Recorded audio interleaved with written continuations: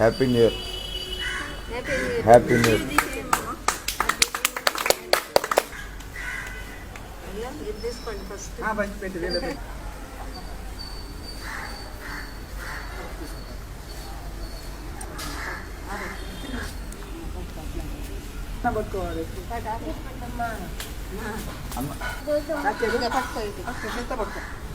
Madam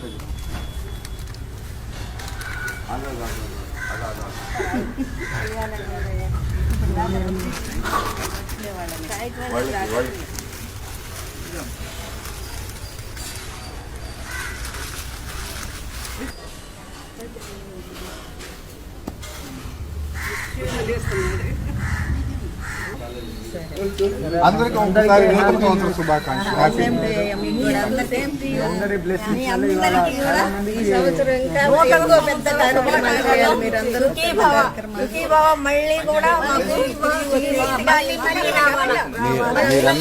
మీరందరూ పెద్దోళ్ళు వాళ్ళని దీవిస్తే వాళ్ళు మొత్తం ఇక్కడే కాదు ఇంకా నెల్లూరు మొత్తం చేస్తారు.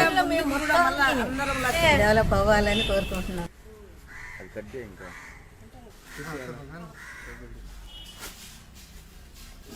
ఓకే సార్ మధ్యలో ఉన్నా. ఓకే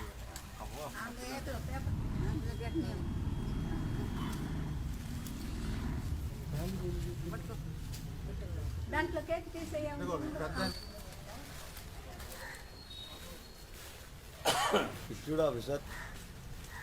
నూతన సంవత్సర శుభాకాంక్షలు తెలియజేసుకోవడానికి హరిత వృద్ధుల ఆశ్రమంకి రావడం జరిగింది. మనం మొట్టమొదట సొసైటీ స్థాపించినప్పుడు మొట్టమొదటిగా కూడా న్యూ ఇయర్ వేడుకలు అనేది హరిత వృద్ధుల ఆశ్రమంలోనే చేసుకోవడం జరిగింది.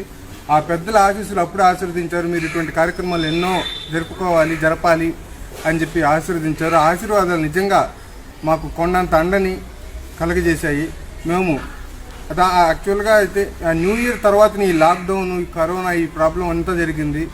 కానీ మా సొసైటీ అనేది కూడా అప్పుడే స్థాపించడం వల్ల ఈ లాక్డౌన్ కార్యక్రమంలో నిత్య అన్నదాన కార్యక్రమము మరియు నిత్యావసర సరుకులు వేల మందికి అన్నం అనేది పెట్టడం అనేది మా వల్ల సహాయం కలిగింది.